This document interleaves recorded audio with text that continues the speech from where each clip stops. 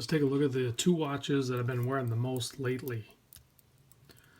So it is difficult to compare these two, but I just feel like I should because they are the ones that are taking the majority of my wrist time, other than maybe a G-Shock. But in the automatics, these are the two that I've been wearing mostly. And I know it's not really a great comparison, but I think they're close enough because when I originally purchased them both, they were both around the same price. I think around $360. They both have sapphire. They're both automatic.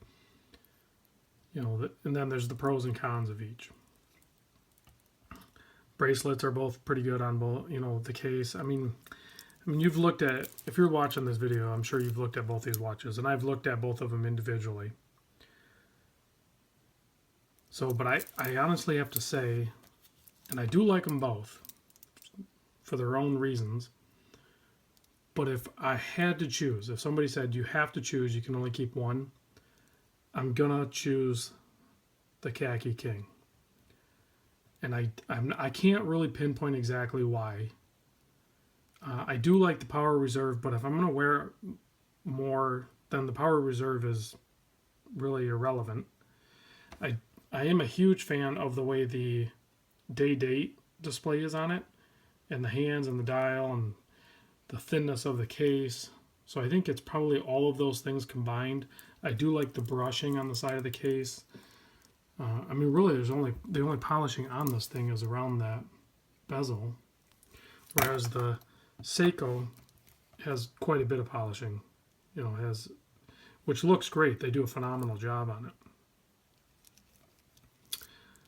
Even their clasp and everything is really better because the way they relief it and the lift on it when you're wearing it, that gap there is not as severe as it is on the Hamilton. You can see there's no reliefs on that. And this clasp is fine, but when you're wearing it, that gap there is pretty big. I would say the Hamilton's lighter too. I didn't weigh them both, but not by much. And then the loom on the Seiko is just crazy good, whereas the loom on the Hamilton is just really bad. So they're polar opposites when it comes to the loom. I don't know, they're two great watches. And I'm debating actually whether to even sell the sarg009. But if I do sell it, I know this is, some people may not agree with this, but if I sell it, it's only because I'm pretty sure I can make a profit on it because it's still in near perfect shape. There might be some micro scratches right there on the clasp. But other than that, this thing is in excellent shape. There's some fingerprints that'll have to be wiped off, and that's about it. It's keeping really good time.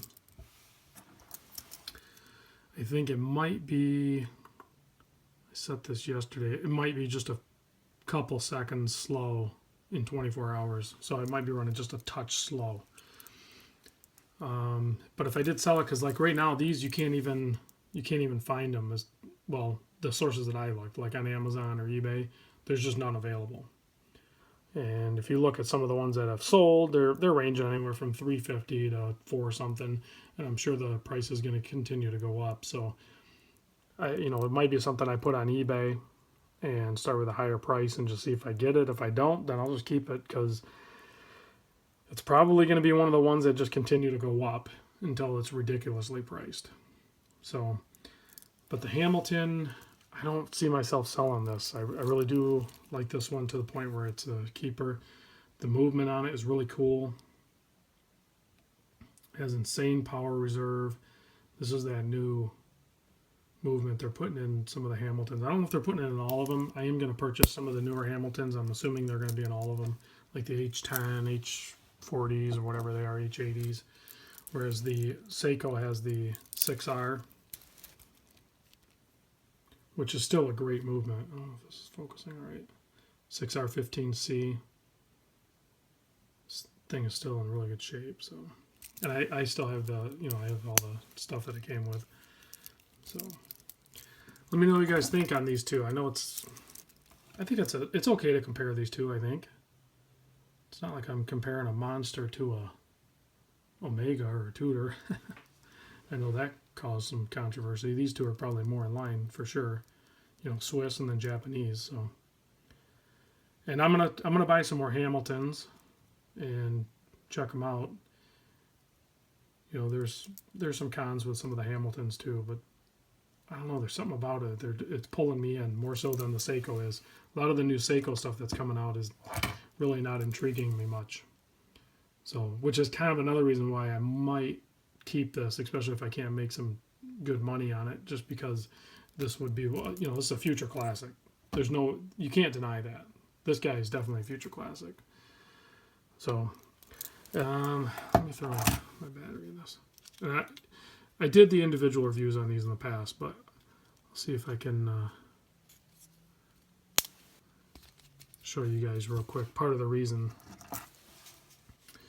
is that thickness, 12.5, and then the hammy is 11.3. So when it's on wrist, it's such a great wearing watch. And then that bracelet droop on it, the way it comes off the bracelet, even guys with smaller wrist, which I have a 7 1/4, and I've been wearing smaller watches just because they're more comfortable.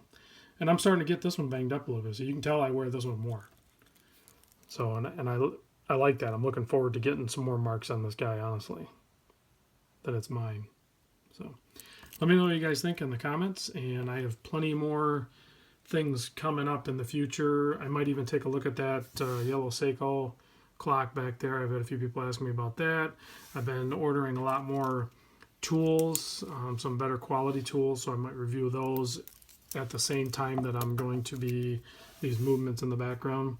I have some mods coming up, so I'll have some build videos soon, which I haven't really done, so it'll be a learning experience. So I'll try to capture that on video so you guys can see me mess more stuff up and spend more money. All right, have a good weekend.